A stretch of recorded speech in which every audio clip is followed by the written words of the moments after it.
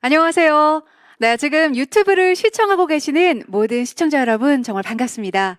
네, 저는 이번 하나 사이언스 챌린지 2021 온라인 설명회 진행을 맡게 된 아나운서 김연희입니다. 네, 반갑습니다. 벌써 많은 분들이 함께 해주고 계시는데요. 본격적인 온라인 설명회 진행에 앞서 저희 하나 사이언스 챌린지는 코로나19 정부 방역 지침에 준수하여 행사를 진행하고 있다는 점 다시 한번 말씀드립니다. 네, 오늘 온라인 설명회는 하나 사이언스 챌린지 2021 대회에 대한 소개, 수상자와 함께하는 토크 콘서트, 진로진학 특별 강연, 마지막으로 Q&A 순으로 진행이 되겠습니다. 네, 오늘 온라인 설명회가 진행되는 도중에 좀 추가적으로 궁금하시거나 자세한 답변을 원하시는 질문사항이 있다면 바로바로 실시간 댓글을 남겨주시기 바랍니다. 저희가 남겨주신 댓글을 취합해서 마지막 순서인 Q&A 때 모두 답변을 드리도록 하겠습니다. 네, 그럼 본격적으로 대회에 대해서 소개해 드리겠습니다. 인류의 삶을 바꾼 위대한 과학적 발견. 그 시작은 바로 창의적인 상상이었습니다. 저희는 여러분의 창의적인 아이디어를 기다리고 있습니다. 하나그룹이 주최하는 하나 사이언스 챌린지 2021은 과학 분야의 재능을 가진 전국 고등학생 과학 영재를 후원하는 프로그램입니다. 우수한 과학 인재들이 창의적인 상상력을 겨루는 대회로 매년 대한민국을 대표할 과학 인재들을 배출해 왔습니다. 하나 사이언스 챌린지는 2011년을 시작으로 2019년까지 총 9회 대회를 개최하였고 올해 드디어 10회 대회를 개최합니다. 매회 평균 270개 학교가 참가했으며 참가 인원은 총 12,859명, 총 5,784팀이 참가하였습니다. 수상 인원은 1회부터 9회까지 206팀, 총 409명을 선발하였습니다. 대회 주제는 Saving the Earth라는 대주제를 갖고 에너지, 바이오, 기후변화, 물 이렇게 4가지의 분야로 인류의 보다 나은 미래를 위해 창의적인 아이디어를 발굴하는 인재 발굴 프로젝트입니다. 참가 대상자는 과학 분야에 관심과 재능이 있는 전국 고등학생 누구나 참여가 가능하고 고등학생 2인과 지도교사 1인으로 구성되어 참가가 가능합니다. 네, 다음으로는 대회 일정과 참여 안내에 대해서 말씀드리겠습니다. 올해 하나 사이언스 챌린지는 코로나19로 인해 참가자의 안전을 최우선으로 고려하여 모든 심사와 오리엔테이션은 온라인 비대면 대회로 개최될 예정입니다. 온라인 환경 적응 지원을 위해 이번 온라인 설명회 또한 이렇게 실시간 라이브로 진행을 하고 있습니다. 네, 그럼 이어서 여러분들이 가장 궁금해하실 대회 일정을 말씀드리겠습니다. 네, 먼저 예선 접수는 3월 8일부터 4월 12일까지 하나 사이언스 챌린지 홈페이지에서 접수가 가능하며 1차 예선은 4월 15일부터 4월 28일까지 온라인 심사 및 중복성 검토로 100팀이 선발될 예정입니다. 이어지는 2차 예선은 6월 5일 온라인 PT를 통해 총 20개 팀이 선발되고 선발된 20개 팀은 8월 21일 본선 심사인 아이디어 발표, 토론 발표, 쇼케이스 심사를 통해 최고의 아이디어를 가진 우승자가 선정됩니다. 네, 선정된 대망의 우승자 시상식은 8월 27일 온라인으로 진행될 예정입니다. 네, 그럼 시상 및 특전 사항에 대해서 말씀드리겠습니다. 네, 이번 대회 시상금은 총 2억 원 상당의 상금 규모를 자랑합니다. 세부 시상 내역으로는 대상 한 팀 4천만 원, 금상 2팀, 팀당 2천만 원, 은상 2팀, 팀당 1,000만 원, 동상 15팀, 팀당 300만 원의 상금이 주어지게 됩니다. 이외에 본선 진출팀 지도교사분들께는 우수 교사상으로 100만 원씩 지급이 되며 대상, 금상, 은상을 수상한 총 5개 학교에는 각각 200만 원의 상금이 주어지게 됩니다. 네, 시상금 이외에도 부가 특전으로 본선에 진출한 20개 팀에게는 100만 원의 활동 지원금이 지원되며 대상과 금상, 은상을 수상한 팀에게는 해외 탐방의 기회가 주어지겠습니다. 네, 마지막으로 우리 하나그룹에 입사를 지원하시거나 인턴십 지원 시 서류 전형 우대 혜택 또한 받아보실 수 있게 됩니다. 네, 다음으로는 대회 내용에 대해서 말씀드리겠습니다. 대회 접수 기간은 3월 8일 월요일부터 4월 12일 월요일까지입니다. 접수 방법은 하나 사이언스 챌린지 홈페이지에 접속한 후 신청 방법란을 클릭하시어 지정된 순서대로 참가 신청을 진행해 주시면 됩니다. 네, 이어서 온라인 1차 예선 심사 방법에 대해 말씀드리겠습니다. 2차 예선팀 선정은 분야별 연구계획서를 중복 심사 후 평균 점수를 산출해 총 100개 팀을 선발할 예정입니다. 1차 예선 심사 결과 발표는 5월 4일 화요일 홈페이지와 운영사무국에 개별적으로 연락 및 안내를 드리겠습니다. 1차 예선 이후 5월 15일 토요일 진행될 온라인 오리엔테이션에서는 2차 예선과 본선 심사에 대해 보다 자세히 안내해 드리겠습니다. 네, 간략하게 온라인 오리엔테이션 프로그램으로는 2차 예선과 본선 심사 방법, 그리고 평가에 대한 안내가 진행되고요. 화상회의 시스템 이용 방법 안내, 본선 발표 순서 공지, 기수상자 한그룹 선배들이 알려주는 꿀팁 공유, 참가자들이 떨지 않고 PT하는 방법 등 보다 다양한 프로그램이 준비될 예정이라고 합니다. 네, 하나 사이언스 챌린지의 대회 소개와 대회 내용 안내는 여기까지입니다. 보다 자세한 사항은 저희 하나 사이언스 챌린지 홈페이지를 방문하셔서 대회 참가 요강을 다운받아 참고하시거나 준비된 게시판에 글을 남겨주시면 친절히 답변을 드리도록 하겠습니다. 네, 그리고 잠시 후에 이어지는 프로그램 중에도 추가적으로 궁금하신 사항이 있으시다면 계속해서 라이브 중 실시간 댓글로 질문을 남겨주시면 저희가 마지막 순서인 Q&A 때 그 질문에 대한 답변을 드리도록 하겠습니다. 네, 이상으로 대회 소개를 마칩니다.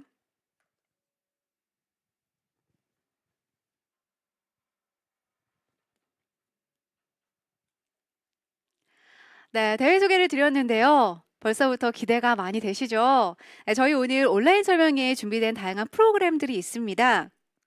이어지는 순서는 여러분들과 함께 조금 특별한 시간을 가져볼까 해서 준비를 했습니다.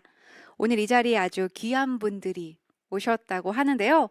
바로 우리 하나 사이언스 챌린지 기수상자인 한그룹 선배님들이 여러분들을 위해 응원차 이 자리에 참석해 주셨다고 합니다. 여러분 이 한그룹 많이 들어보셨을 텐데 무슨 뜻인지 알고 계신가요? 맞습니다. 이 한그룹은 지난 9회 동안 우리 하나 사이언스 챌린지에서 수상한 기수상자들의 모임을 칭하는 명칭이라고 하는데요. 오늘 이 한그룹 선배님들이 도전하시는 새로운 도전자분들께 어떠한 이야기를 해주실지 저도 벌써부터 기대가 됩니다. 자, 그럼 한그룹 선배님들을 만나보도록 하겠습니다. 네, 선배님들 안녕하세요. 네, 이쪽으로 모시겠습니다. 한 분씩 편안하게 자리에 앉아서 진행을 해보도록 할게요. 반갑습니다. 안녕하세요. 네, 지금 유튜브 라이브로 실시간으로 많이 시청하고 계시거든요. 오늘 어떻게 얘기 많이 준비해 오셨나요? 열심히 많이 얘기해 보려고 네. 준비를 좀 해왔습니다. 네, 또 꿀팁을 많이 주셔야 되거든요. 네, 저도 잘 들어보면서 질문을 좀 드려보도록 하겠습니다. 네, 제가 조금 전에 소개해드렸던 우리 한그룹 선배님들과 함께 여러분 만나 뵙고 있는데요. 자, 일단 본격적인 토크 콘서트 인터뷰에 앞서서 간단하게 자기소개부터 들어보도록 할게요. 자기소개 한 번씩 부탁드립니다. 네, 안녕하세요. 사기 수상자 김예린입니다. 반갑습니다. 네, 안녕하세요. 육기 수상자 최시은입니다. 반갑습니다. 네, 7기 수상자 허성범입니다. 반갑습니다.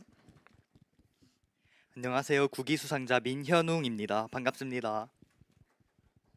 반갑습니다. 이 위풍당당한 우리 선배님들 함께하고 있는데요. 오늘 특별한 프로그램을 좀 준비하셨다고 들었어요. 네, 그 전에 제가 잠깐 그래도 모셨으니까 질문을 좀 하면서 인터뷰를 나눠볼까 합니다. 자, 첫 번째 질문 기대되시죠? 아무래도 보시는 분들도 궁금하실 거예요. 아, 나는 이렇게 해서 지원을 했는데 이 선배들은 어떻게 과연 이 대회에 나가게 됐을까? 왜 지원을 하게 됐을까? 이런 생각을 한번 좀 하실 텐데 좀 지원 동기에 대해서 질문을 드리고 싶어요. 하나 사이언스 챌린지에 지원하게 된 동기가 무엇인지 먼저 우리 김예린 선배님께 질문을 좀 드리겠습니다. 네, 저는 솔직히 그렇게 대단하지 못한 이유로 시작을 했던 것 같아요. 이제 학교에서 동아리 친구랑 이야기를 하다가 우리도 어떤 하나의 주제에 관해서 좀 깊이 공부를 해보고 탐구를 해보는 그런 대회에 한번 나가보고 싶다라고 얘기를 해서 여러 대회를 찾아보다가 이제 하나 사이언스 챌린지라는 대회를 알게 되었는데 이 대회의 취지나 기획 의도가 저희가 하고 싶은 연구와 좀 많이 연결되어 있는 느낌을 받아서 이 대회에 참여를 하게 되었습니다. 굉장히 대단한 이유인데요. 네. 별거 어쨌든 아니라고 생각하겠는데 이런 학문에 있어서 본질적으로 탐구를 했다는 것 자체가 굉장히 순수한 의도고 대단한 의도로 진출하신 게 맞는 것 같아요. 네, 감사합니다. 잘하셨어요. 자, 그러면 우리 허성범 선배님께서는 어떤 동기를 가지고 지원을 하셨나요? 네, 저는 고등학교 2학년쯤 되니까 슬슬 내가 뭘 잘하지, 뭘 좋아하지 이런 고민이 좀 들기 시작하더라고요. 그래서 이거를 그냥 무작정 찾기보다는 내가 좋아하는 연구를 하면서 찾아봐야겠다 이런 생각이 들었고 생각해보니까 고등학교 수준에서 나갈 수 있는 대회 중에 한화 사이언스 챌린지가 규모도 가장 크기도 하고 연구의 다양성이나 창의성을 존중해주기 때문에 이 대회를 통해서 내가 하고 싶은 거 하면서 내가 뭘 잘하는지를 찾아봐야겠다라고 생각했던 것 같습니다. 훌륭합니다. 네, 정확하세요. 저희 이제 홍보 영상에서도 아마 보셨을 텐데, 뭐 대단하거나 엄청나게 여러분 발굴된 게 아니라 여러분의 작은 아이디어에서, 창의성에서, 엉뚱한 생각에서 출발을 하기 때문에 이러한 의도로 지원을 하시면 이렇게 방금 말씀하신 선배님처럼 수상하실 수가 있습니다. 많이 지원해 주세요. 사실 이 대회를 준비하다 보면 이제 팀도 꾸리고 주제도 선정하고 기간이 좀 있잖아요. 그동안 좀 에피소드가 많을 것 같아요. 조금 나는 특별한 에피소드가 있다 하시는 분? 먼저 제가 네. 그럼 우리 답변을 최시은 하겠습니다. 선배님 어떤 에피소드가 있는지 한번 얘기해 주시죠. 저 같은 경우에는 연구 주제에서 주 재료가 됐던 부분이 담쟁이 덩쿨인데 그 담쟁이 덩쿨을 자세하게 관찰해 보신 분이 있다면 아실 거예요. 그 벽에 담쟁이 덩쿨이 이렇게 딱 붙을 때 흡착근이라는 그런 부위가 있는데 그게 되게 희귀템이거든요.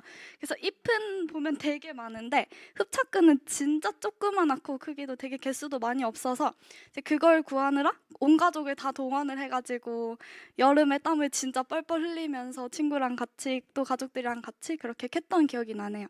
그래서 그때 정말 힘들었는데 그런 경험을 통해서 이 물질과 유사한 물질을 찾았고 대량 생산을 할 수 있는 그런 좋은 아이디어를 또 생각하게 되었습니다. 가족과 더 끈끈해졌겠는데요, 아주. 네, 온 가족이 함께 여름에 대단합니다. 일단 이 아이디어부터 저는 사실 굉장히 지금 질문하고 싶은 게 많은데 일단 또 다른 에피소드를 한번 더 들어보고 질문을 이어가도록 하겠습니다. 우리 민영훈 선배님 혹시 기억에 남는 에피소드 있을까요? 네, 저 같은 경우에도 이 실험에 이 닭진드기가 꼭 필요해가지고 꼭 필요했었는데 이 닭진드기를 따로 분양하는 곳이 없다 보니까 저희가 그 닭 농가에 가서 직접 채집을 해왔는데 이 진드기가 속도도 엄청 빠르고 이 지퍼백 사이 그 좁은 틈새도 통과할 만큼 크기가 아주 작기 때문에 이 채집을 하는 과정에서 매우 힘들었던 게 기억에 남습니다. 그 생각을 하면 지금도 막 몸이 막 간지러운 것 같아요. 저는 지금 닭 진드기라는 단어를 처음 들어봤거든요. 심지어 분양을 해주는 곳이 없다면 분양처가 있나 알아보신 거예요? 네, 다 네. 알아봤는데 예. 없어가지고 결국엔 농장에 직접 농장에 가서 채집을 네. 생각만 해도 일단 단어 자체에서 굉장히 작을 텐데 이걸 어떻게 두 분 뭐 지금 덩쿨에 있는 흡착근, 네, 닭 진드기 벌써 에피소드가 심상치가 않습니다. 자, 그러면 이렇게 팀을 꾸려서 아이디어를 갖추고 이제 대회를 준비하다 보면 사실 팀이 만들어지잖아요. 네, 이렇게 두 분과 지도교사 한 분과 해서 세 명이 팀이 될 텐데 팀명을 우리가 얘기를 안 할 수가 없어요. 팀명을 어떤 아이디어로 짜느냐. 사실 이게 또 팀명에서 오는 임팩트도 있거든요. 네, 그러면 우리 선배님들은 팀명을 어떻게 짰는지 좀 질문을 하고 싶은데 우리 허성범 선배님, 네, 팀명이 뭐였나요? 저희 팀명이 매직 포인트라는 거였는데요. 사연을 좀 얘기해 주세요. 네. 저희 고등학교 때 그 러시아에서 오신 물리 선생님이 계셨어요. 보고 계신가요? 이시카이프 선생님. 네. 그분이 살짝 천재 괴짜 느낌이셨는데 그분이 일반 물리학 수업하실 때 뭔가 늘 새로운 유행어를 만들어서 저희한테 알려주셨거든요. 그래서 그 매직 포인트도 그 중에 하나인데 그게 뭐냐면 토크에 대한 운동을 분석할 때 최대한 벡터가 많이 지나는 점을 잡으면 그 분석이 쉬워져요. 그래서 그걸 이제 매직 포인트라고 불렀고 그냥 솔직히 그냥 어감이 재밌어서 그 팀명을 붙였던 것 같습니다. 러시아에서 오신 선생님이 쓰시던 단어로 팀명이 된 거네요. 혹시 지도교사셨나요? 아니요, 아쉽게도 알고 다른 계세요? 모르고 계실 거예요 아마. 꼭 전달이 계신다면, 됐으면 좋겠네요. 네. 오늘의 기회로. 네. 선생님에서 출발한 매직 포인트로 이렇게 입상해서 당당한 선배님이 되셨습니다. 자, 그럼 우리 옆에 계시는 김예린 선배님은 팀명이 뭐였나요? 저희 팀명은 트윈이라는 팀명을 가지고 있었거든요. 설명을 좀 해주세요. 네, 저희 팀 구성원이 김예린, 임정인 이렇게 해서 2명이었어요. 둘 다 이제 이름 끝에 인자가 들어가니까 이걸 잘 이용을 해서 이름을 짜보자 해가지고 트윈이라고 지었는데 이게 또 쌍둥이를 영어로 말하면 트윈이잖아요. 그래서 그 의미와도 연관을 지어서 우리는 이렇게 쌍둥이처럼 매일 실험실에 gat혀서 열심히 공부하고 연구하는 사람들이다. 이런 거를 좀 재미있게 풀어냈던 것 같아요. 너무 좋다. 네, 트윈. 지금도 쌍둥이처럼 잘 지내시고요. 방금 전까지도 그 친구와 계속 연락을 어. 하고 있었거든요. 이제 할머니가 돼서도 둘이 연구실에서 손 꼭 잡고 보다 나은 지구를 위해서 애써주시길 부탁드립니다. 기대됩니다. 네, 우리 트윈에 대한 또 이야기를 들어봤고요. 제가 조금 전에 에피소드에 대한 질문을 드렸을 때도 좀 예상이 됐을 것 같은데 연구 아이템을 정하는 게 사실 시작인데 우리가 아이템을 딱 정해야지 계획서를 쓰고 시작을 하잖아요. 이 아이템을 선정할 때 어떻게 좀 선정을 해서 참가를 하셨는지 아이템에 대한 얘기를 저와 지금 눈이 마주친 우리 최시은 선배님께 질문 드리겠습니다. 저 같은 경우에는 한 번 꽂히면 진짜 열정을 다하는 스타일인데 그때 당시에는 운이 좋게도 식물 생체 모방 공학이라는 분야에 진짜 꽂혀 있었어요. 그래서 담쟁이 덩쿨에 대해서 연구를 진행하다가 제가 마침 고등학교 때 환경 동아리를 하고 있었고 그때 그달의 주제가 사막화였는데 그 사막화를 담쟁이 덩쿨을 생체 모방해서 해결하자는 그런 아이디어를 생각했습니다. 그래서 제가 관심 있는 분야와 그 당시에 심각하게 대두되고 있었던 문제가 잘 연결되었던 것 같아요. 약간 한 번 딱 꽂히면 끝까지 파는 스타일이군요. 대단하다. 온 가족과 함께 돌아다니면서 찾은 보람이 있네요. 네. 원하는 성과가 나왔다고 하니까. 그럼 아까 우리 닭진드기 얘기하셨던, 우리 민현웅 선배님은 어떤 아이템을 연구하신 거예요?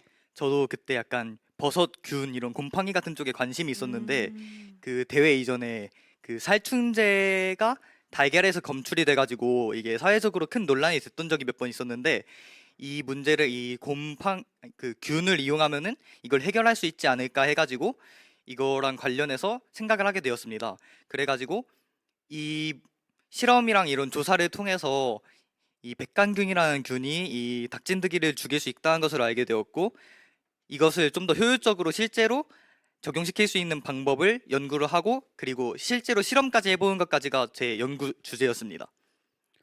대단하네요. 그때 사회적으로 좀 되게 이슈가 됐었잖아요. 예, 저도 기억이 나는데 이렇게 우리 일상에서 있었던 사건들이나 이런 걸 통해서 여러분이 주제를 찾고 결국에 그 성과를 이루어냈습니다. 지금 시청하고 계시는 우리 참가자 여러분들도 이런 이야기를 참고하셔서 우리 주변에서 연구 주제를 찾아보는 것도 좋을 것 같아요. 자, 저희 또 오늘 하나 사이언스 챌린지 2021 온라인 설명회 함께하고 계시는데요. 공식 질문 한번 갈까요? 여러분 한그루 대표로 나오셨잖아요. 자, 한그루에게 하나 사이언스 챌린지란? 네, 최시은 선배님. 저는 되게 운이 좋게도 한사체를 통해서 인생이 통째로 바뀐 케이스라고 할 수 있는데요. 제가 초등학교 6학년 때부터 꿈이 일관되게 CEO였고 그 CEO라는 꿈을 한사체를 통해서 이룰 수 있었습니다. 그래서 그 이유가 한사체를 하고 그 주제를 가지고 다양한 대회에서도 수상을 하고 또 특허를 냈거든요. 그래서 그것 때문에 대학에서는 창업 특기자 전형으로 일단 대학을 합격을 했고요. 그리고 대학에 와서도 꾸준히 3년 이상 그 같은 주제로 가지고 실험실을 빌려서 계속 동일한 연구를 했었습니다. 그래서 교수님들께서 좋은 아이디어라고 창업을 해보라고 계속 설득을 하셔서 나는 젊고 잃을 것도 없겠다라고 생각이 들어서 창업 활동을 하고 지금도 한사체의 초심을 잃지 않고 지속 가능한 세상을 만들기 위해 나아가고 있습니다. 지금 그래서 창업을 하셨어요. 네. 특허를 보유하고 계시고. 네. 와, 대표님이셨네요. 어, 일단 어릴 때 꿈이 어릴 때라고 하면 몇 살 때쯤? 그때부터. 초등학교 6학년 그때부터 나는 때부터 CEO가 될 거야. 네. 대단한 꿈입니다. 네. 대단한데 특허를 가지고 있어요. 일단 끝나고 자세히 얘기 좀 해봐요, 우리. 네. 자, 그러면 우리 제 옆에 계시는 우리 김연희 선배님, 오늘 나온 한그룹 분들 중에서는 그래도 제일 선배님이시잖아요. 나에게 한그룹 이 하나 사이언스 챌린지란 나에게 어떤 의미인가 얘기를 좀 해주시죠. 자랑스러움이라고 표현할 수 있을 것 음. 같아요. 그러니까 처음에 한그룹 대회, 그러니까 하나 사이언스 챌린지 대회에서 입상을 했을 때는 그냥 이런 멋진 큰 대회에서 내가 상을 탔다는 게 정말 자랑스러웠는데 지금 한그룹으로 몇 년간 활동을 해오면서 이렇게 멋진 사람들, 이렇게 좋은 한그룹 사람들 사이에 내가 있다는 게 그게 정말 더 자랑스러워졌고 그래서 지금 이 대회에 참가하실지 안 하실지 고민하시는 분들이 막 계시다면 무조건 하라고 말씀을 드리고 싶어요. 이 김예린 선배님에게 우리 하나 사이언스 챌린지는 하나의 자부심이네요. 좋은 대답이에요. 감사합니다. 인터뷰를 할수록 제가 지금 좀 약간 감탄을 하는 것 같아요. 여러분도 같은 마음 느끼고 계시죠? 네, 사실 저희 하나 사이언스 챌린지에 이제 입상을 하게 되면 특전으로 해외 탐방이 주어집니다. 물론 이제 코로나 사태로 인해서 기간에 대한 언급은 아직 조금 조정이 될 수 있다는 점 미리 말씀드리지만 일단 여기 계시는 우리 선배님들은 다 해외 탐방을 다녀오셨잖아요. 네, 다녀오신 분이 있으면 좀 후기를 들어보고 싶은데 우리 민형훈 선배님, 네, 해외 탐방 다녀오셨나요? 아, 네, 다녀왔습니다. 어디로 정말 다녀오셨는지 좀 얘기를 해주세요. 저 같은 경우는 그 독일이랑 네덜란드로 갔는데 너무 좋았어요. 그 관광도 하고 뭐 좋은 호텔에서 쉬기도 하고 맛있는 것도 먹고 근데 무엇보다도 이 하나 사이언스 챌린지에서 해외 탐방 가면서 이 독일의 포츠담에 있는 천체물리연구소나 네덜란드에 있는 해양연구소 같은 이 세계적으로 유명한 연구소들에서 이 연구자분들께 직접 설명도 듣고 또 이 현지에서 유학 생활하고 계신 이 한국인 분들께서 그 유학 생활에 대한 조언이나 경험 같은 것도 막 자유롭게 얘기해 주셔가지고 그러한 점이 너무 좋았습니다. 실제로 견학도 하고, 네, 현지 분들도 만나보고, 그리고 처음에 일단 여행부터 얘기하시더라고요. 너무 좋았다. 맛있는 거 많이 먹고, 예, 그게 다 경험이죠. 네, 그렇게 해서 견학까지 하시고, 정말 좋은 기회인 것 같아요. 네, 제가 고등학생이었으면 도전을 했을 텐데, 안타깝네요. 네. 해외 탐방 기회도 있다고 하니까요. 여러분들 많이 지원을 해주시면 좋을 것 같아요. 자, 사실 조금 인터뷰를 더 해보고 싶은데, 저희가, 허성범 선배님도 해외 탐방 다녀오셨다고? 네, 네. 어디로 다녀오셨어요? 저는 기수가 조금 달라서 네. 독일, 프랑스, 스위스 이렇게 알짜배기만 오. 골라서 갔었는데 내가 조금 더 네. 알짜배기로 갔다 왔다. 조금 더, 네. 자, 그럼 해외 탐방 얘기를 마지막으로 좀 들어볼까요? 사실 이렇게 유럽의 좋은 나라들만 골라서 여행을 가는 게 사실 불가능하잖아요. 그래서 갔더니 뭔가 여행으로서의 유용적인 측면도 너무너무 좋았고, 근데 그걸 뛰어넘는 부분이 이제 어떤 과학도로서의 견문을 많이 넓힐 수 있는 기회가 되지 않았나. 일반인으로서 가기 힘든 유럽의 입자물리 연구소나 아인슈타인이 공부했던 취리 공과대학 이런 데 가니까 확실히 좀 영감을 많이 받을 수 있긴 하더라고요. 그래서 이런 식으로 다르게 생각하는 사람들 만나고 그런 패러다임을 스스로 깨부시면서 굉장히 좋은 경험을 할 수 있었다고 생각합니다.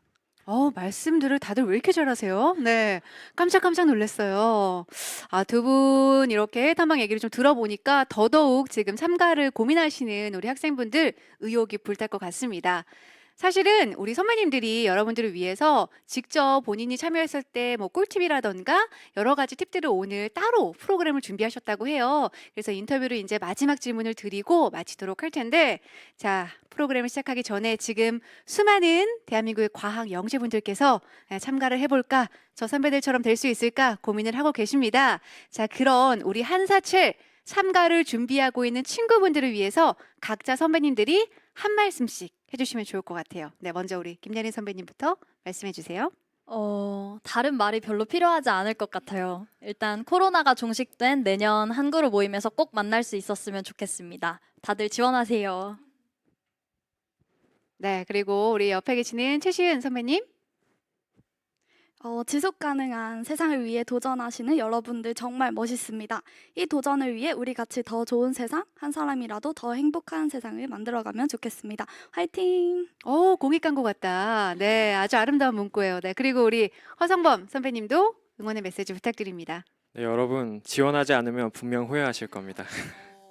아이디어 지금 없으시더라도 고민하면 분명 떠오르고 그걸 더 좋은 아이디어로 만들 수 있는 시간은 충분히 있으니까요. 지금 꼭 지원하시고 저희 한그룹 후배님으로 만날 수 있으면 좋겠습니다. 화이팅! 화이팅! 네, 마지막으로 우리 민영훈 선배님, 지금 한사철 참가를 준비하고 있는 친구들에게 한 말씀 부탁드립니다. 최근에 다른 사람들 만나기 어려운 시기가 계속 이어졌었는데 이 하나 사이언스 챌린지 참가를 통해서 새로운 사람도 다양하게 만나고 뭐 새로운 연도 쌓고 그러한 기회가 새로 생기기를 바랍니다. 화이팅! 네, 힘차게 화이팅까지 외쳐주셨습니다. 이렇게 우리 한그룹 선배님들의 응원 메시지까지 들어봤는데요. 지금 시청하고 계시는 우리 학생 여러분들도 분명히 이렇게 좋은 기회를 함께 나눌 수 있으니까요. 많은 참가 부탁드리겠습니다. 자, 그럼 이제 본격적으로 우리 한그룹 선배님들이 준비한 토크 콘서트를 들어볼 시간입니다. 기대되시죠? 자, 그럼 이제 저는 마이크를 우리 한그룹 선배님들에게 넘기고 잠시 후에 돌아오도록 하겠습니다. 네, 선배님 마이크 받아주세요. 네, 그럼 지금부터 시작하겠습니다. 네.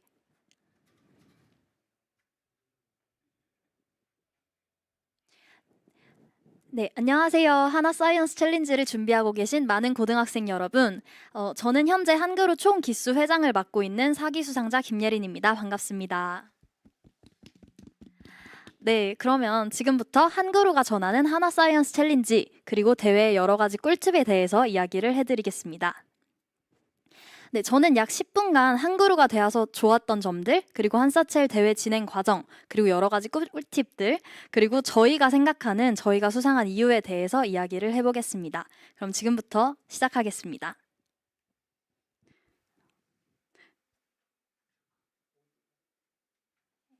우선 한그루가 되어서 좋았던 점부터 이야기해 볼게요.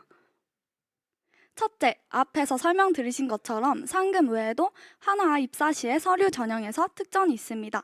제가 아는 지인분들도 이렇게 특전을 받으셔가지고 1차 통과를 거뿐히 하신 선배님들이 계시더라고요. 참 부러웠습니다. 그리고 그뿐만 아니라 해외 탐방에서 여러 연구소를 방문해 볼 수 있는 기회도 있었고, 저 같은 경우에는 한화큐셀 연구소에 직접 방문해서 둘러본 적이 있는데 정말 유익한 경험이었습니다. 두 번째, 엄청난 한그룹 네트워크. 그리고 보고 계신 사진은 한그룹 공식 모임에서 배웠던 문경수 님이신데 이러한 유명한 분들의 강연을 눈앞에서 볼 수 있었습니다. 또 명함 스캔 어플 리멤버의 초기 창업자분들과 직접 이야기를 나눌 수 있는 기회도 있었습니다. 그뿐만 아니라 실제로 한화그룹 계열사에 다니고 계신 직원분들과의 멘토링도 정말 좋았는데요. 한그룹의 일원이 되면 여러분도 경험하실 수 있습니다. 세 번째, 주기적인 한그룹 모임을 통한 친구들과의 단합입니다. 한화에서는 1년에 한두 번 정도 공식 모임을 주최해 주셔서 저희끼리 만나고 인적 네트워크를 교류할 수 있게 도와주십니다. 사진을 보시면 아시겠지만 정말 좋은 곳이에요. 또한 1년에 한 번은 기수끼리 여행을 갈 수 있도록 경비까지 지원해 주셔서 기수끼리 여행을 가는 경우도 많습니다. 그래서 한그룹끼리 돈독한 관계를 형성하는 친구들이 되게 많아요. 그리고 마지막으로 한그룹은 하나에서 주최하는 여러 행사에도 자주 참여합니다. 보고 계신 사진은 하나 이글스의 야구 경기를 보러 갔을 때의 사진인데요. 이때 치킨도 제공해 주셔서 정말 감동이었죠. 이뿐만 아니라 불꽃놀이와 같은 축제의 티켓을 선물로 주시기도 합니다. 저도 가봤는데 진짜 편하고 줄 설 필요도 없어서 너무 좋더라고요. 네, 그러면 이렇게 멋진 혜택을 누릴 수 있는 한그룹가 되기 위해서는 하나 사이언스 챌린지라는 과정을 거쳐야겠죠? 그럼 지금부터 한사철 선배들이 이야기하는 진짜 한사철 그리고 몇 가지 꿀팁에 대해서 알려드리도록 하겠습니다. 먼저 가장 중요하다고 생각할 수 있는 주제 선정을 할 때의 꿀팁입니다. 여러분들도 지금 연구 주제를 어떤 걸로 해야 하나 하는 고민이 굉장히 많으실 텐데요. 그럴 때는 이 5가지 키워드를 기억하시면 좋을 것 같아요. 첫 번째로 먼저 한화 사이언스 챌린지가 지향하는 연구가 무엇인지 생각을 해봐야 됩니다. 지속 가능한 발전, 기후변화에 대한 고찰, 등 병들어가는 지구를 되살릴 수 있는 여러 연구들을 진행할 수 있는 친구들을 발굴하는 데 목적이 있는 대회니까요. 최근에 있는 사회적 이슈나 연구 동향 등을 잘 살펴보면 도움이 될 것 같습니다. 그리고 당연히 실현 가능성이 있는 개성이 있는 연구 주제라면 더 좋은 점수를 받을 수 있겠죠. 그리고 또한 자신의 관심 분야가 아니라면 거의 반년간 지속되는 연구에 집중하기 힘드니까요. 그런 것들을 또 생각을 하셔서 자기가 좋아하는 분야에 좋은 연구를 하는 것이 좋다고 생각합니다. 이 5가지 키워드를 꼭 기억해서 주제를 선정하시면 좋을 것 같고요. 그래도 혹시 감이 잡히지 않는다면 한화 사이언스 챌린지 홈페이지에 저희 기수상자들의 연구 보고서가 모두 올라와 있으니까 그런 것도 한번 다 읽어보시고 이 사람들이 이런 걸 해서 상을 받았구나 이렇게 참고하셔도 좋을 것 같아요. 다음으로 연구 기획서 작성에 대한 팁인데요. 가장 중요한 건 본인 연구의 개성을 표현하는 것입니다. 심사위원분들은 어쩔 수 없이 많은 기획서를 보시기 때문에 그 중에서 눈에 띌 수 있게 본인 연구의 개성을 효과적으로 잘 표현하는 게 매우 중요하다고 할 수 있습니다. 다음으로는 기존에 있던 관련 연구를 공부하는 것이 정말 중요한데요. 아무리 개성 있고 창의적인 주제를 생각해냈더라도 비슷한 연구가 있을 확률이 높기 때문에 참고 논문들을 많이 찾아본 다음에 자신만의 경쟁력을 만들어 표현해내는 것이 정말 중요합니다. 마지막으로 아이디어의 발전 과정을 녹여내면 더 좋을 것 같아요. 아이디어를 구상하면서 여러 실패를 겪을 텐데 이 실패들을 발전시켜서 더 생각해보고 고민한 흔적이 보이면 좋을 것 같습니다. 네, 다음으로 2차 예선과 본선에 관한 짧은 소개입니다. 여러분들 2차 예선에 대한 궁금증도 굉장히 많을 것 같아요. 면접에 대해 궁금한 친구들도 있을 텐데 사실 하나 사이언스 챌린지는 누가 잘하고 누가 못하고를 가려서 실력대로 이렇게 뽑는 면접이 아니라 고등학교 친구들의 여러 가지 열린 생각 그리고 이야기를 들어보고 그 친구들이 가지고 있는 비전을 실행해 볼 수 있게 그렇게 지원해주는 대회라고 저는 생각을 하거든요. 네, 그래서 면접도 딱딱한 분위기에서 진행되는 그런 무서운 면접이 아니라 편안한 분위기로 진행이 되고요. 예를 들어 저희 팀 같은 경우에는 저희가 미처 생각하지 못했던 여러 단점들을 얘기를 해주셨는데 저희가 당황해하니까 심사위원분들이 직접 그 단점을 극복할 수 있는 여러 좋은 아이디어를 얻을 만한 참고 논문도 추천을 해주셔서 실제로 본선 준비 때 도움을 정말 많이 받았거든요. 네, 다음으로 본선 때. 본선 토론 시간에서는 심사위원분들께 저희의 연구를 한 번 더 구체적으로 설명하고 들어오는 질문에 대한 답을 잘하는 게 정말 중요해요. 사실 토론이라고는 하지만 토론보다는 토의에 가까운 서로 의견을 교환하고 부족한 질문을 질문하고 이에 대해서 대답하는 그런 형식이기 때문에 막 다른 팀의 단점을 찾아내서 이렇게 깎아내리기보다는 그 단점을 보완할 수 있는 여러 방식을 고민해보고 이 고민이 스스로의 발전에도 도움이 될 수 있는 그런 기회로 만들면 좋을 것 같아요. 그러려면 물론 다른 팀의 주제에 대한 이해도 필요할 것 같습니다. 네, 마지막 쇼케이스에서는 이 마지막이라는 생각 때문에 다소 긴장을 하실 수도 있어요. 하지만 다르게 생각하면 내 연구를 심사위원들에게 어필하고 내가 부족했던 부분을 이렇게 멋있게 잘 채워냈다. 이런 부분을 보여줄 수 있는 마지막 기회거든요. 그러니까 이 부분을 생각하시면서 잘 즐기면서 대회를 마무리하면 정말 좋을 것 같습니다. 네, 마지막으로 저희 한그루가 생각하는 저희의 수상 이유에 대해서 말을 해볼게요. 우선 독창적인 연구 주제. 주제에 있어서 당연히 유사 연구나 기술이 없는 독창적인 연구라면 좋은 점수를 받을 수밖에 없죠. 그리고 두 번째, 기존의 연구는 되었지만 실제로 적용되지 않았던 것, 그것에 대한 이유를 찾아보고 내가 직접 실제 적용 가능하고 효율을 더 좋게 만들 수 있는 새로운 방안을 제시하면 좋은 점수를 받을 수 있을 것 같습니다. 세 번째, 완성된 결과물이라고 표현을 하긴 했는데 사실 막 A부터 G까지 다 완벽하게 해낸다 이런 의미가 아니라 가보면 아시겠지만 고등학교 수준에서 하기 어려운 연구들을 진행을 하고 적절한 증빙 없이 결과물을 보여주는 친구들이 많이 있어요. 그게 아니라 직접 해낼 수 있는 수준의 연구를 가지고 와서 확실한 결과를 보여준 것이 장점이었다는 친구들도 정말 많이 있습니다. 네, 마지막으로 저희 팀은 최빈국까지 에너지를 사용할 수 있는 방법을 고안을 했었는데요. 이게 하나 사이언스 챌린지의 지향점인 인류의 지속 가능한 발전, 그리고 에너지의 활용에 있어서 저희의 연구 주제가 좀 부합을 해서 수상을 할 수 있었던 것 같습니다. 여러분들도 이런 점을 잘 생각을 해보시고 연구를 진행하시면 도움이 될 것 같아요. 네, 지금까지 저희 한그루의 이야기를 들어주셔서 정말 감사합니다. 다음 한그룹 모임에서 여러분을 꼭 만날 수 있기를 기원합니다. 감사합니다.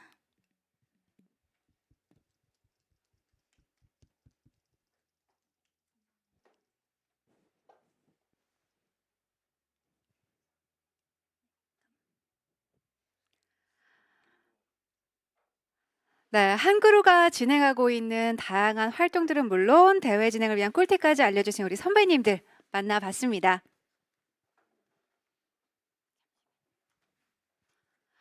네, 바쁜 와중에도 이렇게 시간을 내서 우리 새로운 참가자분들을 위해서 프로그램까지 준비해 주신 우리 한그루 선배님들께 다시 한번 감사의 말씀을 드립니다.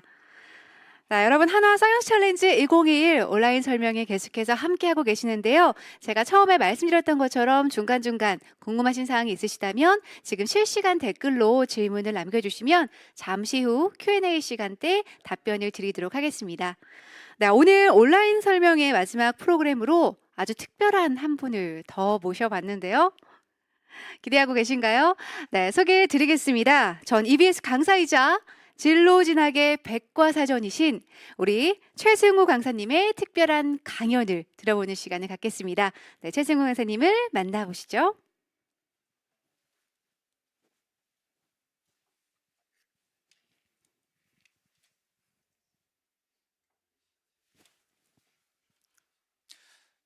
네, 여러분 반갑습니다. 한화 사이언스 챌린지 진로 진학 특강을 강의를 맡게 된 교사 최승우입니다. 여러분 반갑습니다.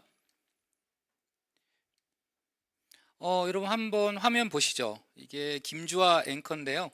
네, 저도 몇 달 전에 보고 깜짝 놀랐습니다. 정말 사람 같죠? 하지만 이게 AI입니다. AI. 이제 과연 AI와 경쟁해서 이길 수 있는 학과나 직업이 과연 몇 개나 될까요?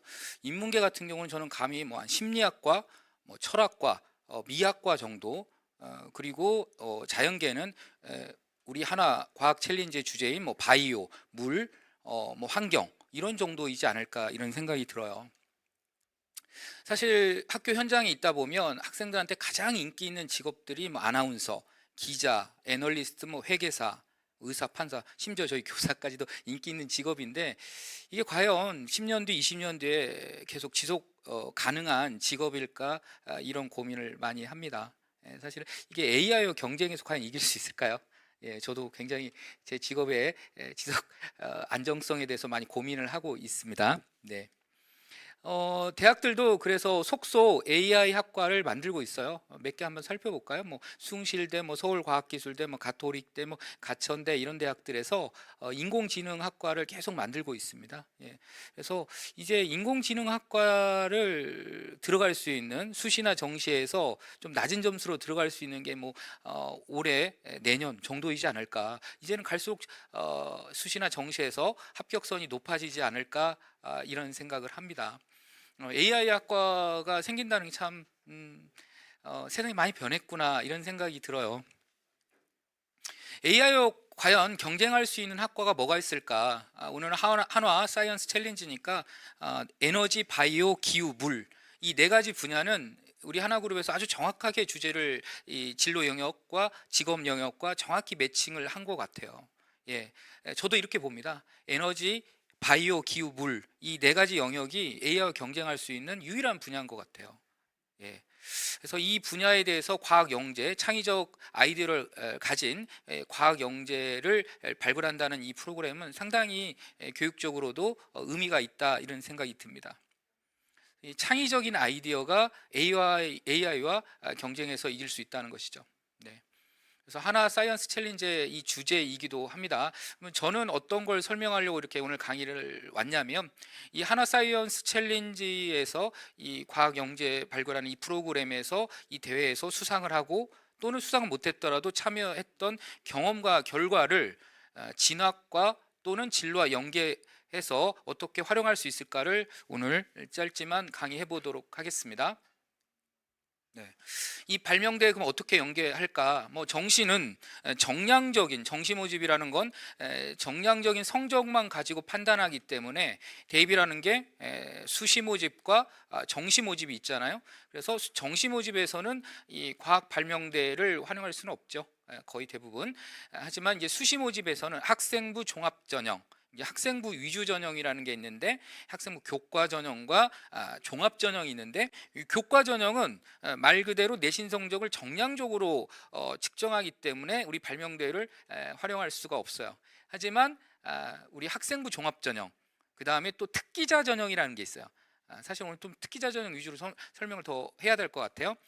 이 발명 대회를 하나 사이언스 챌린지의 우리 경험과 이 결과를 기록과 연계하는 작업을 조금 설명하면서 학생부 종합이나 진로 관련돼서 조금 더 추가적으로 좀 설명하도록 하겠습니다.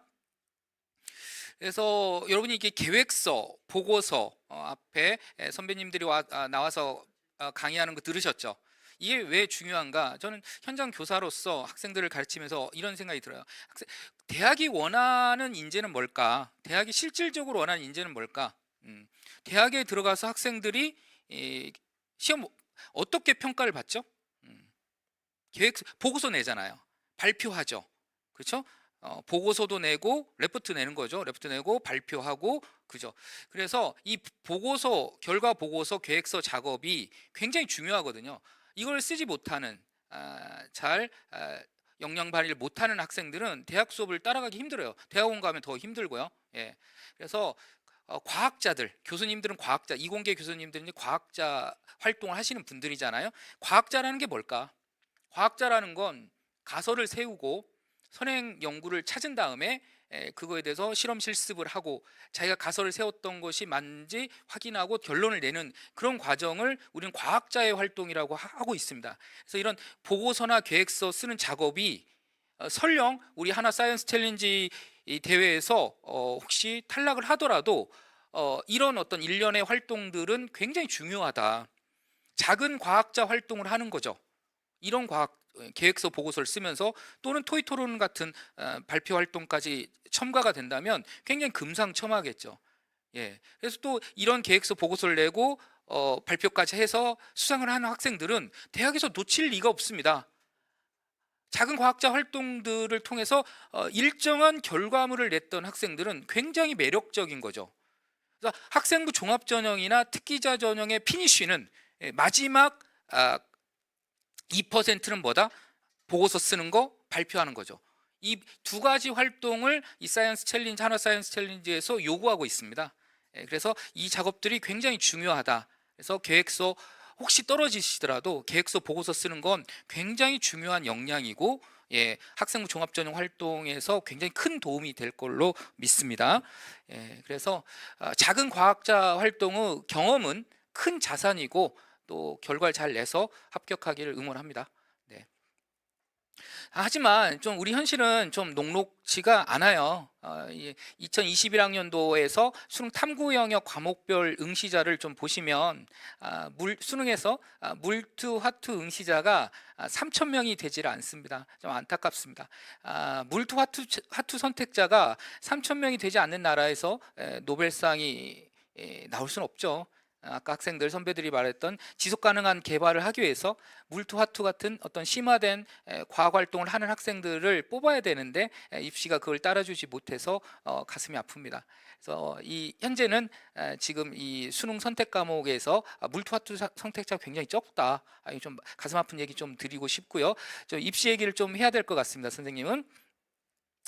그 다음에 2022학년도는 올해 고3입니다. 올해 벌써 3월 달이잖아요. 그래서 고3 학생들 같은 경우는 수학 같은 경우 이제는 공통이 75%고 선택 과목이 25%입니다. 이 선택 과목에 미적분, 기하, 확률과 통계 이 세 과목 중에서 선택할 수 있는데 이 유튜브 강의를 보고 계시는 학생, 학부모님들 같은 경우 상위권 대학을 좀 생각하시고 계실 것 같아요. 그런 상위권 대학 같은 경우는 확률과 통계를 선택하지 않고 미적분, 기하를 택하게 돼 있고요. 사회탐구하고 과학탐구를 2022학년도는 문이과 통합형 수능이라고 해서 사회탐구도 선택할 수가 있어요. 예를 들어 기계공학과 가는데 생활과 윤리나 사회문화를 선택할 수도 있는 원리예요. 하지만 상위권 대학에서는 그렇게 하지 않아요. 과학탐구를 지정했습니다. 정리하면 올해 고3 2022학년도 대학 학년도는 이 연도보다 하나가 앞서요. 왜 그러냐면 이 학생들이 2022년에 대학생이 되는 거니까. 그래서 미적분 기하 중에 택 하나 과탐이 지정이 돼 있다. 그래서 여러분 제가 왜 이 표를 보여드리냐면 과학을 소홀히 하지 마라.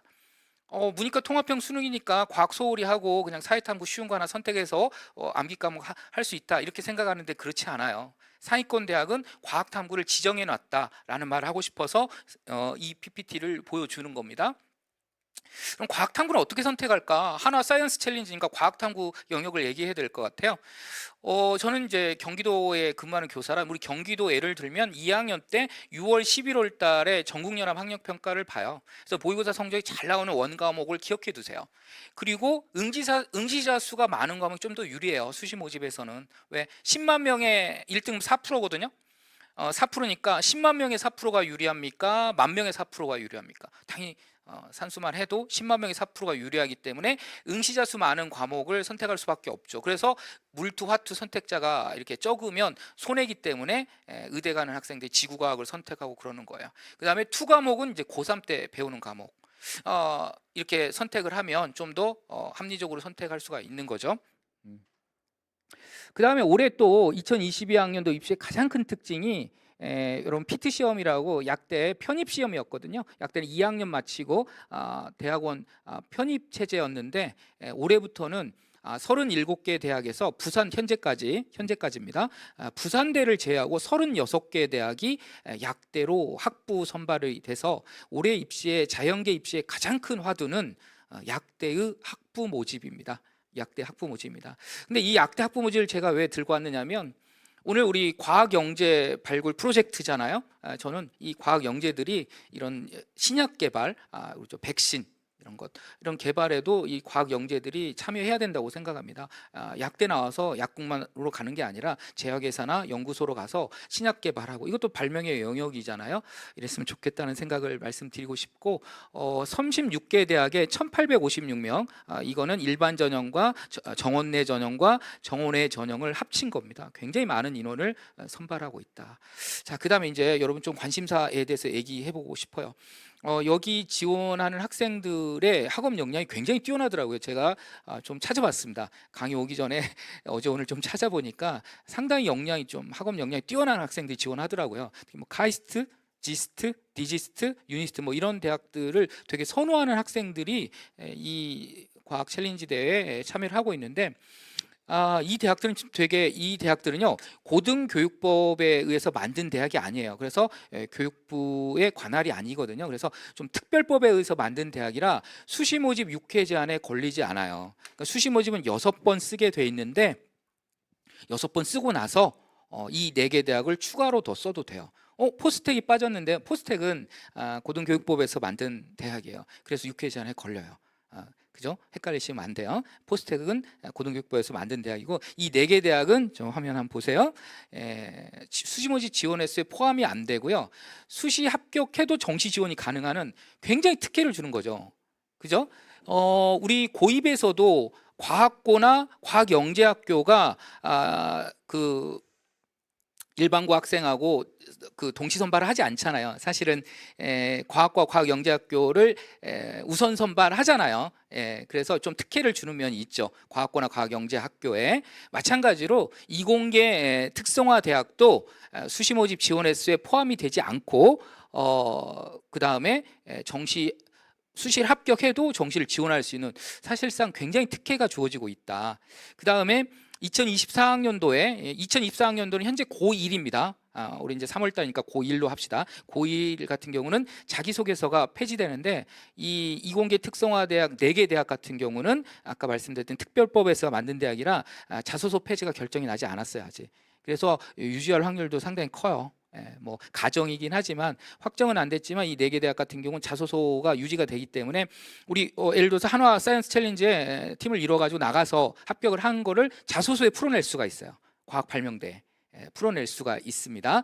특기자 전형 같은 경우 특히 이공계 특성화 대학 같은 경우는 카이스트 같은 경우 조금 이따 보여드리겠지만 자소서가 올해부터는 세문하고 작년까지 네문항에서 올해 세문항으로 줄었는데 예를 들어서 카이스트 같은 경우는 작년에 다른 대학은 4개 문항이었는데 하여튼 5문항이었거든요. 그리고 뭐 각종 대회나 어학 성적, 경시대회 이런 걸 쓸 수가 있어요. 특기자 전형에서는. 그래서 이 과학 경시대회 한화 사이언스 챌린지에 합격했던 경험이나 결과를 이런 과기원 4개 대학에서는 자소서에 좀 풀었으면 상당히 좋습니다. 그걸 또 대학들이 원하고 있고요. 그런 인재를 뽑으려고 하는 겁니다. 그래서 제가 4개 대학, 과기원 4개 대학을 좀 더 강조해 줬습니다. 하나 사이언스 챌린지를 이 4개 대학에서 좀 풀면 상당히 유리합니다. 그래서 자소서 이 4개 대학은 자기소개서 폐지하겠다는 말을 하지 않았습니다. 일반 대학에서는 이제 2024학년도 형 고1부터는 자소서가 폐지되고요. 근데 현재 고3, 고2는 자소서가 있다는 거 말씀을 드리고 싶습니다. 자, 아까 우리 한화 사이언스 챌린지 핵심 영역이 뭐예요? 기후, 뭐 바이오, 환경 이런 거잖아요. 그래서 우선 기본적으로 대학 교수님들은 여러분의 학교 생활 기록부에서 대학의 어떤 전공과 고등학교 전공이 100% 일치하지 않잖아요. 그래서 여러분의 독서 역량을 굉장히 중요하게 봅니다. 기후, 생태, 환경, 제가 뭐 좀 책들, 제가 좀 관심 있게 봤던 책들을 좀 나열해 봤는데요. 이런 책들을 좀 학년별로 좀 넣으세요. 저는 개인적으로 한 학년에 한 10권 이상씩, 수시면 1학년에 한 10권, 2학년에 10권, 3학년 이렇게 10권 하면 30권이잖아요, 벌써. 그죠? 그래서 30권 이상 정도는 좀 들어갔으면 좋겠다. 그래서 여러분이 관심이 있는, 내가 기후 파트에 관심 있다. 그러면 그 관심 있는 그 기후 파트의 그 주제에 대해서 비슷한 책들을 읽는 거. 우리 국어에서 이제 비교는 이제 공통 부분을 이제 찾는 걸 비교라고 하고요. 차이점을 찾는 걸 대조라고 하는데, 내가 관심 있는 기후, 생태, 환경, 바이오 이런 영역의 어떤 특정 주제에 대해서 비슷한 책들 또는 반대되는 생각을 가지고 있는 책들, 이런 책들을 지금 현재 독서 같은 경우 지은 제목만 넣을 수 있잖아요. 그래서 책을 넣고, 그죠? 그런 활동들을 뭐 학교 자율활동이나 진로 활동이나 교과 수업 안에서 소화를 해낸다면 충분히 이게 학생부 종합전형이나 특기자 전형에서 변별이 될 수가 있습니다. 그래서 저는 기본적으로 학생부 종합전형이나 특기자 전형, 교수님들이 과연 뭘 볼까? 저는 개인적으로 독서입니다. 독서가 가장 중요합니다. 여러분한테 뭐 노벨상을 탈 만한 뭐 상대성 이론을 발명할 수 있는 그런 역량을 보는 게 아니고, 기본적인 뭐 환경공학과다, 그럼 관련된 책들을 읽었는지를 봅니다. 그래서 이 비교 독서를 했는지, 또 차이점을 했는지, 대조 독서를 했는지를 봅니다. 관심 주제에 대해서 탐닉하고 몰입하고 있는지를 꼼꼼히 본다는 걸 기억하셔야 돼요. 그래서 이게 독서의 위계성을 좀 지켜달라. 1학년 때 좀 교양서 수준을 책을 읽었다면 2학년 때는 좀 더 업그레이드가 되고 3학년 때 좀 더 업그레이드되는 위계성을 좀 지켜줬으면 좋겠다. 그렇다고 대학 교재를 보라는 게 절대 아닙니다. 그죠? 대학교 한 1학년 정도 수준까지만 정도 여러분 책을 봐도 충분합니다. 그렇다고 막 2, 3, 4학년 때 전공책 보라는 게 절대로 아닙니다. 그런 거 좋아하지도 않습니다. 예. 그래서 독서가 가장 기본이다. 그다음 기후나 생태, 환경, 바이오, 이 앞으로 AI를 대체할 수 있는 이런 영역에서 그럼 교수님들은 뭘 보느냐? 이 독서 역량을 본다는 거 꼭 기억하시고요. 그래서 제가 한번 예를 들어 갖고 와봤는데, 뭐 지구환경공학과, 환경공학과, 환경생명화학과, 뭐 주거환경공학 이런 것들이 이제 학과와 연계할 수 있는 거거든요. 이 사이언스 챌린지에서 다루는 주제 분야의 학과들입니다. 이런 과들의 어떤 기본 전공 관련 교과목을 찾아서 어떻게 해야 돼요? 당연히 성적을 올려야죠. 그죠? 지구환경과학과 가는데 지구환경과학 그 성적은 뭐 지구환경 1이 뭐 7등급이다. 이런 뭐 학업 역량이 떨어지는 거 아닙니까? 그죠? 그래서 관련 비교과 활동도 하고 봉사도 하고 뭐 환경 정화나 뭐 이런 것들도 좀 학교에서 좀 한다던가 개인 봉사를 한다든가, 그죠? 예, 책을 읽는다든가 이런 활동들이 고등학교 때 이루어져야 된다는 겁니다. 책이 굉장히 중요하다라는 말씀 드리고 싶어요. 책입니다. 책. 나무를 심은 사람 책 한 권 소개해 주겠습니다. 저희 책 참 좋더라고요. 너무 이제 짧지만 굉장히 많은 영감을 주는 책입니다. 나무를 심은 사람인데요. 이 책이 또 애니메이션으로 나왔어요. 프레데릭 백이라고요. 유명한 애니메이션 작가인데, 이게 막 이렇게 점을 이렇게 찍어가지고 애니메이션 만들다 보니까 눈이 실명할 정도로 아주 유명하신 분인데요. 책도 좋고요. 애니메이션도 좋습니다. 오늘 제 강의 끝나고 유튜브에 찾으면 떠 있어요. 나무를 심은 사람이나 뭐 위대한 강, 이게 우리 하나 사이언스 챌린지에 좀 맞는 영상인 것 같아서 제가 한번 좀 개인적으로 추천해 보고 싶어요. 나무를 심은 사람이나 위대한 강이라고 치면 이 프레데릭 백의 애니메이션이 있어요. 상당히 여러분 그 관심, 우리 하나 사이언스 챌린지 주제와 맞는 애니메이션입니다. 한번 추천드리고 싶어요. 자, 여러분 오늘 발명대회 아닙니까? 우리 큐 드럼, 라이프 스트로 너무 유명하죠. 너무 많이 알려져 있죠. 너무 간단한 원리인데 이 아프리카 아이들, 물 부족에 시달리는 아프리카 아이들, 이런 적정 기술이라고 하거든요. 예, 그 지역의 환경이나 생태에 맞는 기술, 그죠? 예, 슈마라는 사람이 처음으로 아이디어를 냈던 그런 개념입니다. 적정 기술, 유명한 그 사람이죠. 그래서 적정 기술 관련된 발명품들, 우리 지속 가능한 개발, 우리 하나 사이언스 챌린지 주장하는 지속 가능한 개발은 이 적정 기술과도 통한다는 거죠.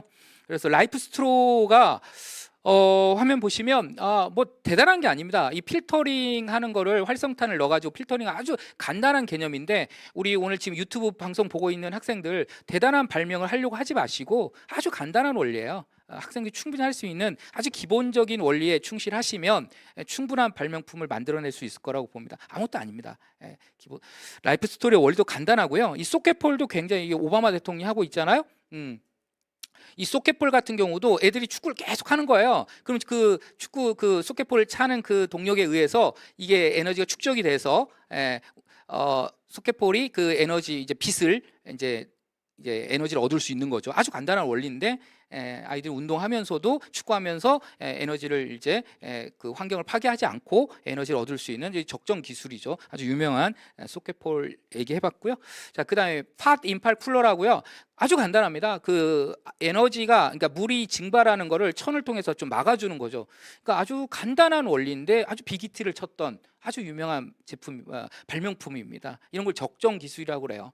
그래서 여러분 저는 이제 자연과학 선생님이 아니니까 문과 선생님 입장에서 보면 이런 것들이 어떤 적정 기술이고 지속 가능한 개발이고 우리 어떤 선진국과 개발도상국이 연대할 수 있는 기술이 아닌가. 아주 간단한 원리다 이런 말씀을 드리고 싶어요. 미래 유망 직업들 한번 살펴보죠. 사물 인터넷 IoT라고 합니다. 그래서 어떤 유선 무선망을 통해서 어떤 집과 회사 등이 다 이제 사람 없이도 연계가 리모컨 하나나 핸드폰을 가지고 할 수가 있는 거죠, 그죠? 그래서 이런 걸 이게 IoT 기술, 이 전문가들 이게 이제 뭐 굉장히 미래 유망 직업 중에 하나입니다. 미래 유망 직업 중에 하나고요. 자, 인공지능 아까 계속 나왔죠. AI 우리 알파고 기억나세요? 이세돌 저는 바둑 굉장히 좋아하는데요. 네, 우리 알파고하고 이세돌이 졌는데 아주 유명한 말을 했습니다. 유명한 말을 했죠. 네, 한 번 이겼잖아요. 네, 여러 번 패했는데 이세돌이 유명한 말을 합니다. 인류가 진 게 아니라 이세돌이 졌을 뿐이 패배했을 뿐이다. 아주 겸손한 말을 해서 사람들이 이세돌 좀 건방지다 이런 생각을 하고 있었던 사람들도 이세돌한테 반하게 되는 그런 유명한 말을 하죠. 아마 그 알파고에 이긴 1승이 인류 최후의 1승 같습니다. 네, 그리고 이제 우리 그 가천대에 IBM 슈퍼컴퓨터 왓슨이 와서 진단하고 처방하고 이렇게 건강검진하는 우리 인간이 하는 건강검진을 기계가 알고리즘으로 전환하는 이런 획기적인 우리나라에도 들어왔다는 거예요. 드디어 의학 분야에도 가천대에 들어왔죠. 그래서 하천 길병원에 있습니다. 그래서 인공지능 전문가 또 유망하다는 거고요. 빅데이터 전문가, 그죠? 빅데이터라는 학과, 뭐 국민대나 서울시대 이런 빅데이터 학과가 있을 정도로 빅데이터 학과는 굉장히 선호를 받는 직업이다. 이제는 빅데이터 학과. 자, 그 다음에 뭐 어떤 AR, VR, 가상현실, 증강현실, 뭐 그죠? 우리 아이들이 좋아했던 그 포켓몬고 기억나시죠? 뭐 그죠? 예, 그 포켓몬이 나타나면 몬스터볼 던져서 잡는 건데 뭐 그래서 뭐 세계적인 열풍이었잖아요. 예, 이런 것들. 이거 아직 뭐 게임 산업과도 연계될 수 있어서 아주 유망한 직업이고요. 우리 생명과학 연구원 이거는 우리 하나 사이언스 챌린지하고도 연계된 직업이죠. 생명과학 연구원 같은 경우는 어떤 약학과도 관련이 있고 뭐 줄기세포, 인간의 어떤 질병, 제약 개발, 신약 개발과도 관련이 있습니다. 자, 그다음에 정보보호 우리 어떤 정보가 계속 스팸 메일이나 어떤 불법 그 메일 같은 것들이 많이 오고요. 예, 그래서 웹에서 이런 것들을 도와주고 있는 어떤 해킹 같은 거 위협을 방지해주는 이 정보보호 전문가도 상당히 유망하다 이렇게 말씀을 드리고 싶고요. 로봇공학자, 이 로봇공학자의 기본은 여러분 이 학과들의 어떤 베이스되는 과목들을 좀 아시면 좋은데요. 이 로봇공학과는 이제 물리가 베이스가 돼 있어요. 혹시 로봇공학자가 되고 싶다면 물리원, 물리를 꼭 하셔야 됩니다. 이 로봇이라는 건 기계공학의 바탕이 되기 때문에 물리학이 바탕 베이스가 돼요. 그래서 이 로봇공학을 하려는 학생들은 생명이나 화학보다는 물리 쪽 과목을 선택하는 것이 현명한 전략입니다. 자율주행 자동차, 이거 굉장히 뭐 테슬라나 이런 데에서 이미 자율주행 자동차가 나왔죠. 인간 없이. 그래서 이 자율주행 자동차는 인간의 어떤 철학적인 어떤 윤리적 딜레마도 굉장히 일으킬 수 있는, 사고가 났을 때 누구 탓인가, 그죠? 이런 문제까지 파생이 될 정도로 굉장히 뜨거운 핫 이슈입니다. 핫 이슈. 그래서 대입 면접에서도 많이 나오고 있는 문제죠. 자율주행차 전문가. 스마트팜, 이거 우리 한화 사이언스 챌린지하고도 관련 있는 주제죠.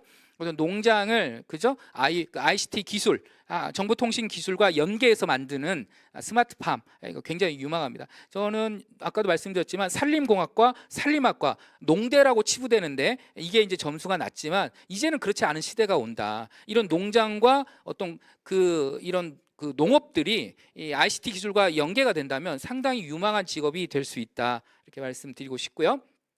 환경공학, 우리 주제와도 맞네요. 이 환경공학자. 그래서 사실은 대입에서 환경공학과 점수가 제일 낮은 과 중에 하나예요, 솔직히. 우리 이공계 지원한 애들의 어떤 학과 서열을 따지면 좀 그렇지만 환경공학과 환경자 들어가는 과들이 점수가 낮아요. 하지만 이제 한 10년 뒤에는 상당히 각광받는 직업이지 않을까. 이제 미래에 투자를 한다면 환경공학과도 권해드리고 싶어요.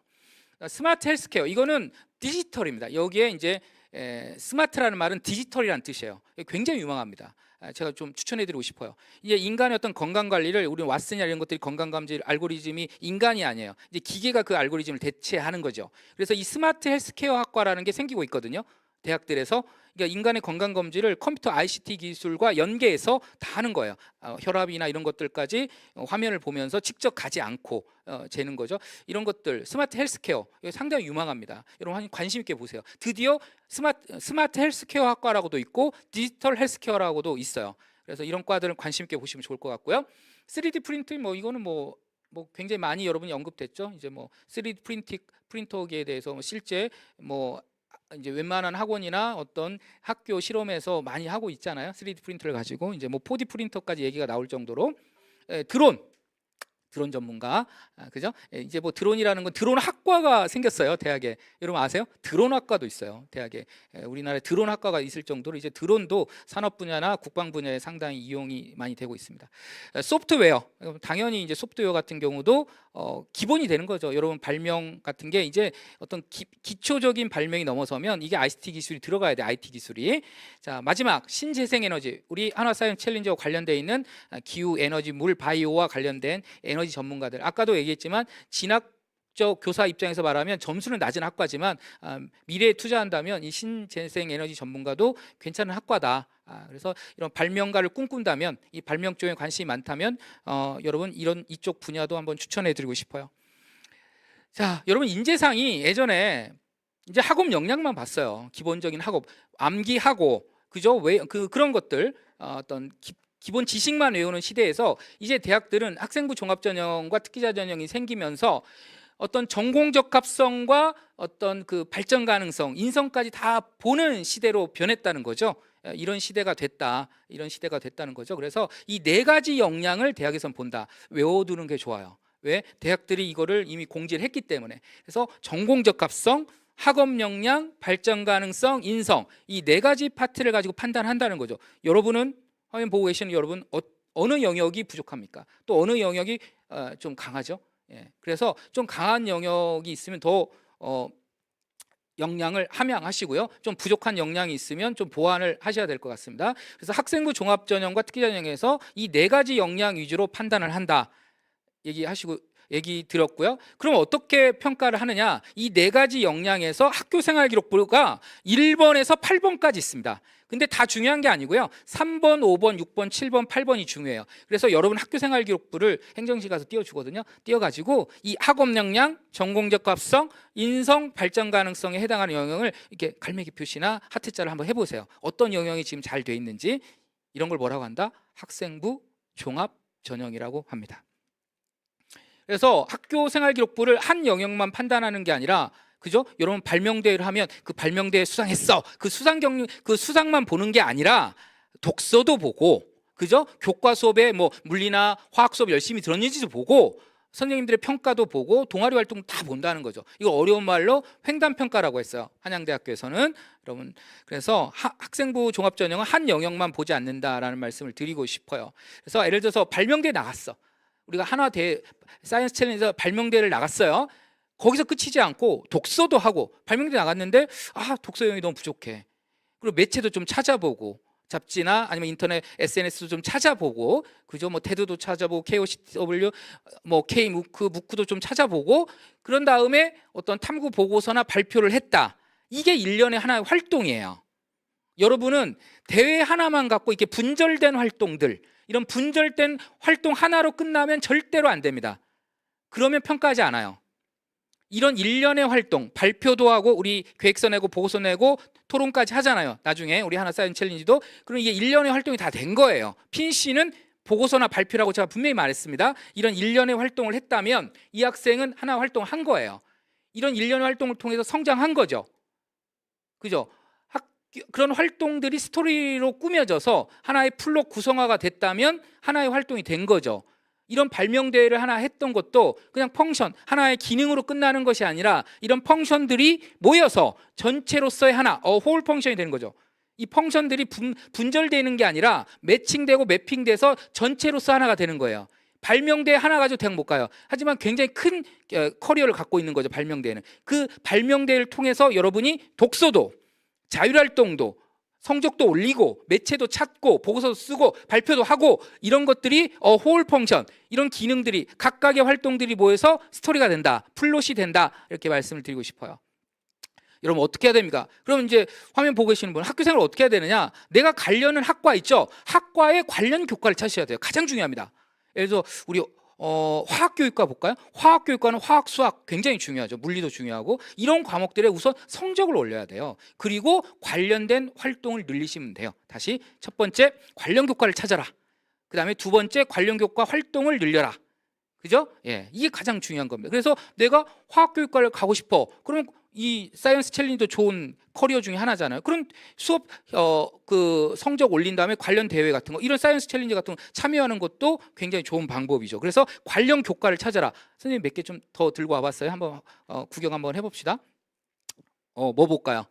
뭐 의예과 하고 싶다. 수학하고 생명과학, 영어 원서 많이 보니까 영어도 중요하고, 이런 과목들의 성적을 우선 올리셔야 돼요. 알겠어요? 가장 중요한 건 학생이기 때문에 성적을 먼저 올리고 그 다음에 관련 대회나 관련 비교과 활동을 하시면 되겠습니다. 또 하나 몇 개 더 해볼까요? 여러분 관련 학과 어떤 학과입니다. 지구환경과학과다. 그럼 수학, 지구과학, 그죠? 뭐 물리, 이런 것들 굉장히 중요하죠. 그죠? 이런 관련들 교과 성적 올리고 관련 활동을 늘리시면 되겠습니다. 네. 자, 여러분 또 뭐 환경에너지공학과다. 당연히 수학이나 화학, 생물, 뭐 물리, 이런 과목들이 기초 과목들입니다. 성적 올리고 관련 활동하고, 이 아주 3단계입니다. 내가 지원하려는 그 모집 단위를 우선 찾아라. 그리고 모집 단위와 관련된 교과를 찾아라. 그리고 관련 비교과 활동을 해라. 이 3단계를 지키시면 되겠습니다. 그 활동 중에 독서가 중요하다는 얘기 말씀을 드렸고요.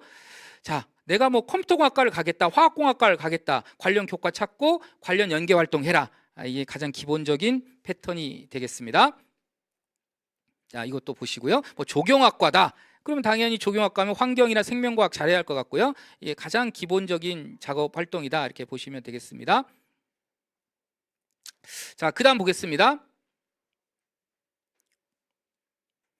또 무슨 과 볼까요? 인공지능학과 볼까? 인공지능학과 수학, 영어, 물리. 기본적으로 물리가 베이스된 과죠. 이런 과들도 보시면 좋을 것 같고 관련 교과를 먼저 찾으셔야 될 것 같아요. 지금 학부모님들하고 학생들이 가장 궁금한 건 내가 관련 학과와 고등학교 교과가 뭐가 관련이 있을까? 이게 굉장히 궁금하거든요. 그래서 이런 과들을 과목들을 제가 찾아본 거지만 여러분도 한번 해보세요. 네. 자, 첫 번째 이제 정리하겠습니다. 이제 저희 강의 마무리 단계에 들어왔습니다. 아무리 역량이 뛰어나도 그거를 기록과 연계하지 못하면 말짱 도루묵입니다. 그 활동을 기록과 연계하셔야 됩니다. 그 기록 양식이 뭐가 있죠? 학교생활 기록부, 선생님들이 쓰는 거, 그다음에 여러분이 쓰는 자기소개서, 그다음에 여러분 특기자전형 같은 데 쓰는 증빙 서류, 조금 이따 설명하겠습니다.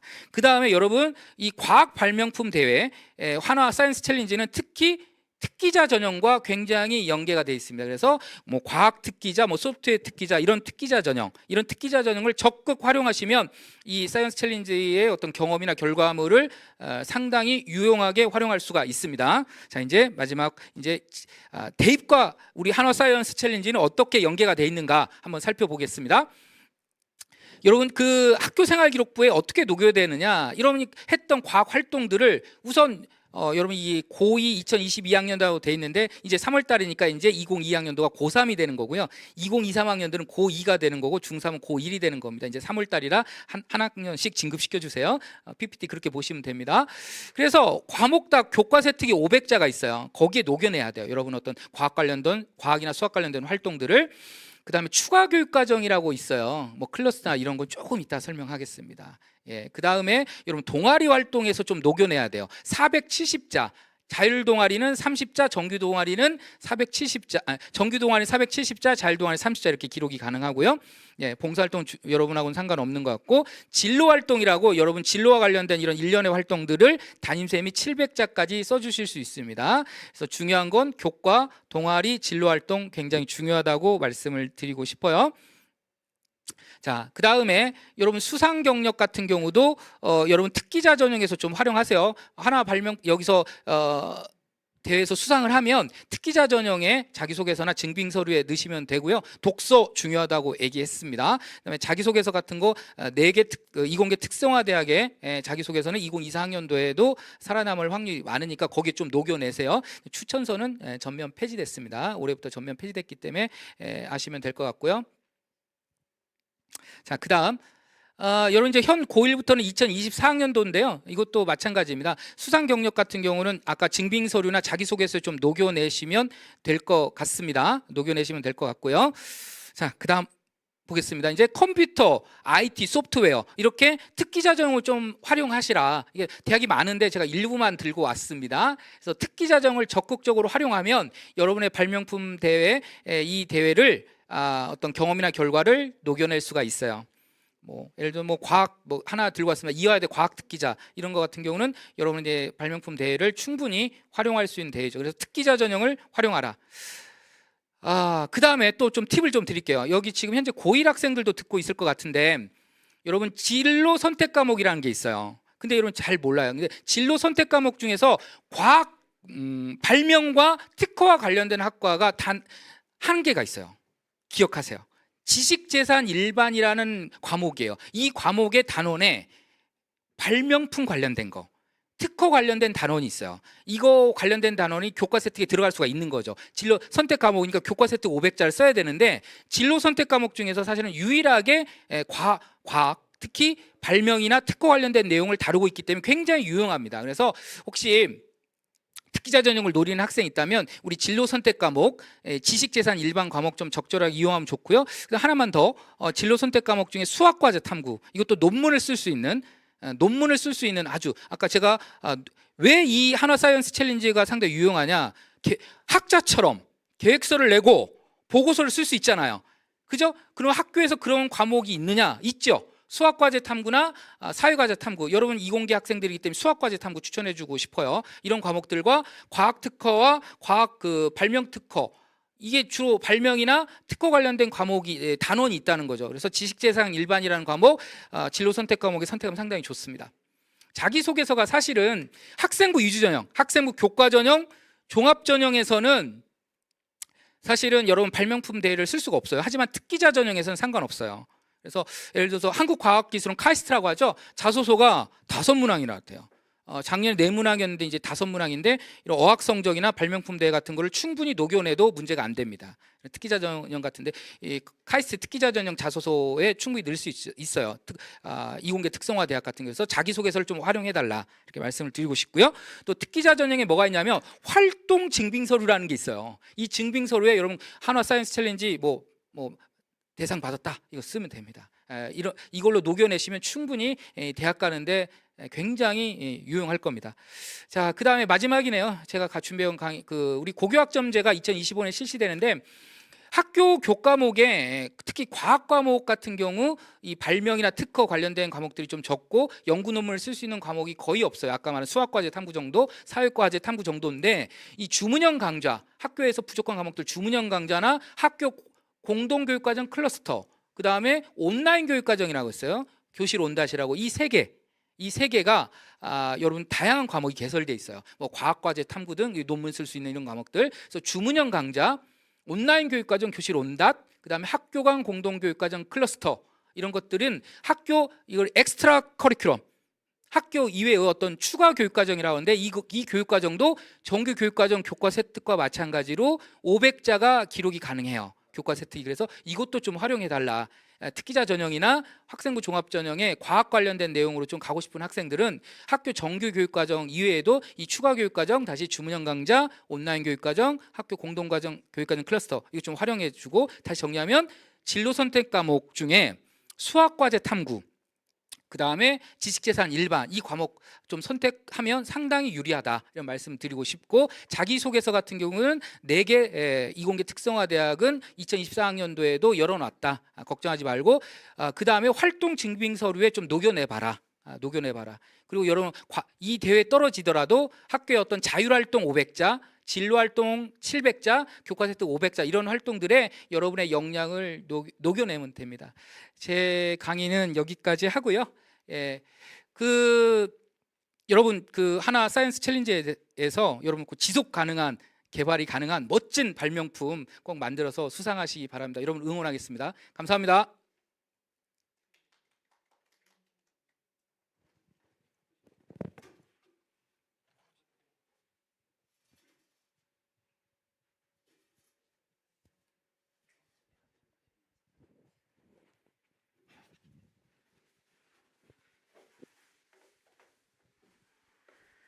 네, 우리 최승우 강사님의 특별 강연을 함께 들어봤습니다. 네, 뭐 진로 진학에 대해서 뭐 달라지는 점, 그리고 앞으로 준비해야 되는 것, 현 상황에 대해서도 소개해 주셨고, 뭐 앞으로 비전을 담고 있는 여러 다양한 직업군에 대해서도 열심히 설명을 해주셨는데요. 오늘 시간을 내서 좋은 강의를 해주신 우리 최승우 강사님께 다시 한번 감사의 말씀을 드립니다. 아마 시청하시는 여러분에게도 좀 의미 있고 도움이 되는 시간이 되었을 것이라고 저도 믿고 있습니다.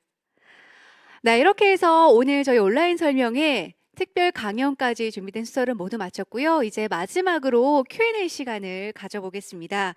아마 라이브로 시청하시면서 질문을 주신 분들도 많고 중간에 들어오신 분들은 조금 자세하게 앞부분에 못 들어서 궁금하신 점이 많으실 것 같아요. 네, 그래서 이러한 질문들을 저희가 오늘 함께 해주신 분들을 자리에 모시고 Q&A 시간으로 이야기를 좀 풀어볼까 하는데요. 네. 제 옆에 지금 3분이 자리해 주셨습니다. 안녕하세요. 네. 일단 조금 전에 강의해 주신 우리 최승호 강사님, 그리고 아까 멋지게 또 프로그램 진행해 주셨던 우리 김예린 선배님 계시는데 처음 뵙는 분이 가운데 앉아 계시네요. 네, 네. 안녕하세요. 저는 지금 여러분들이 시청하고 계신 하나 사이언스 챌린지의 운영을 담당하고 있는 김민석이라고 합니다. 바쁘신 와중에도 저희 시청해 주셔서 너무 감사드리고 항상 보여주시는 관심과 애정에 다시 한번 감사드립니다. 네, 반갑습니다. 소개 안 들었으면 큰일 날 뻔했어요. 감사합니다. 네, 저희 하나 사이언스 챌린지에 있어서 가장 중요한 분이셨네요. 네. 자, 그러면 이 3분 모시고 여러분이 궁금해하셨던 질의사항들 한번 들어보는 시간을 가져볼 텐데, 먼저 조금 전에 인사하셨던 우리 김민석 과장님께 제가 첫 번째 질문을 좀 드릴게요. 제가 중간에 시청하고 있어서 못 봤는데 참가 신청 기간이 정확히 어떻게 되나요? 라고 질문 주셨네요.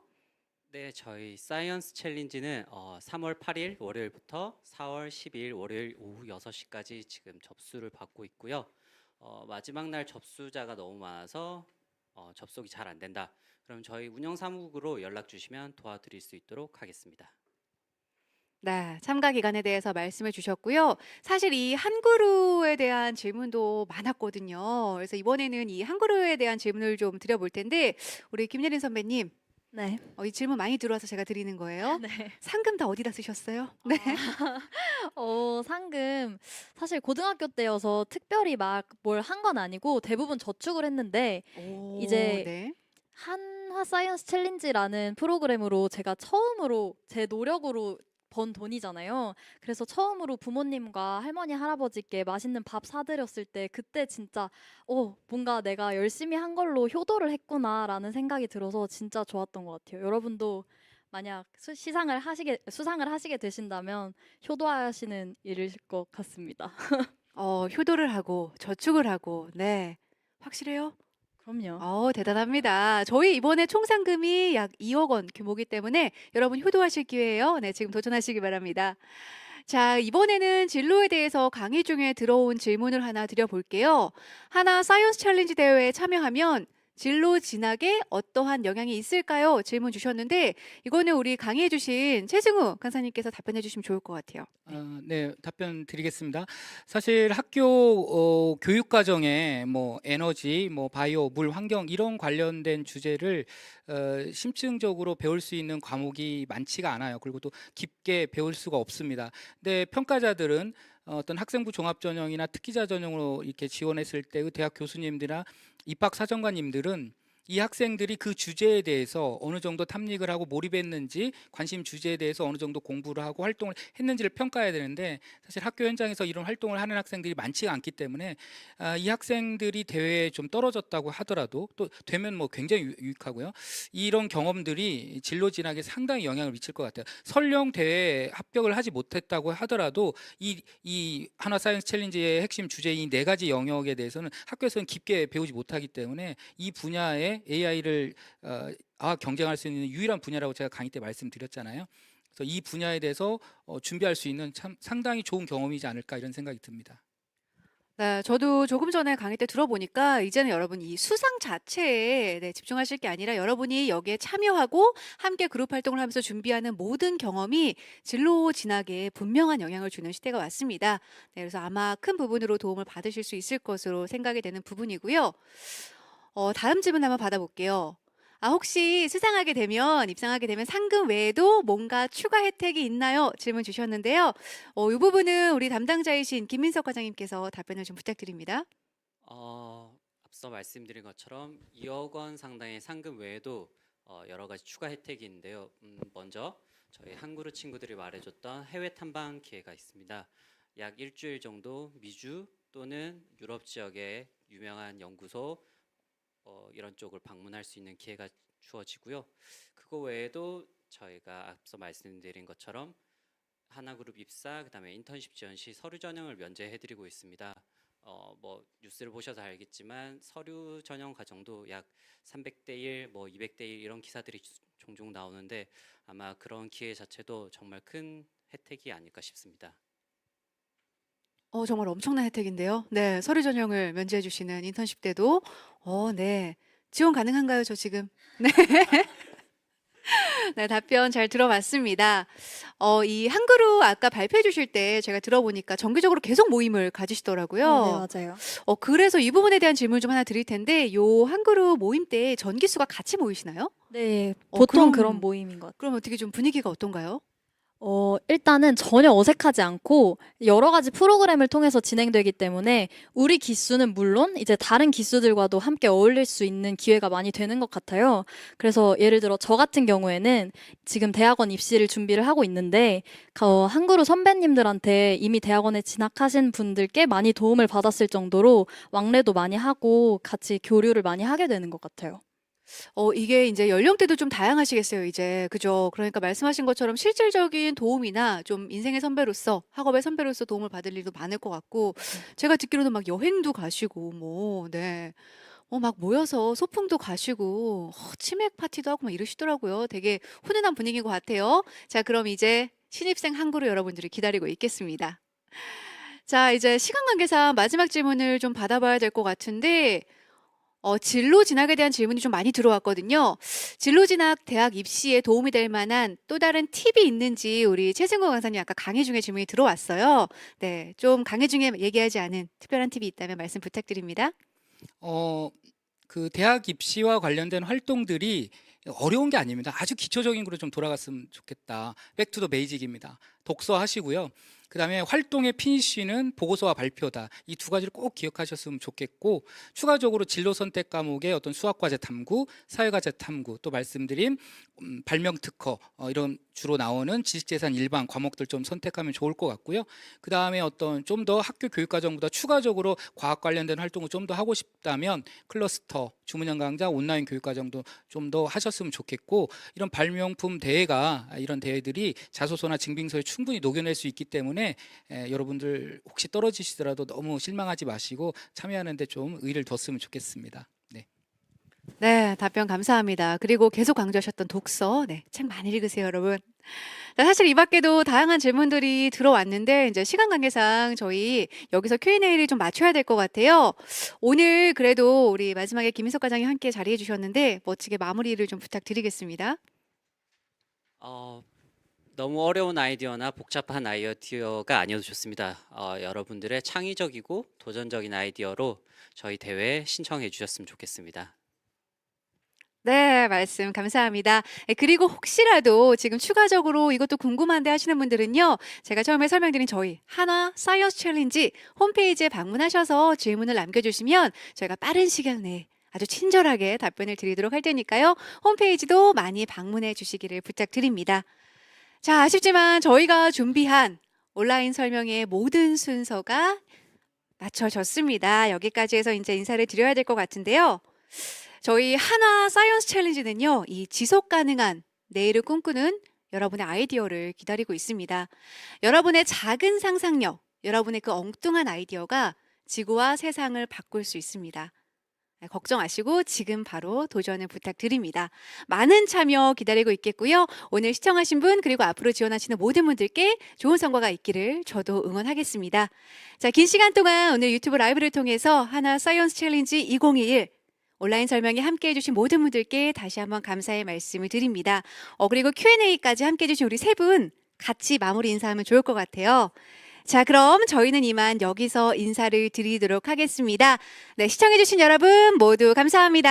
안녕. 감사합니다. 감사합니다.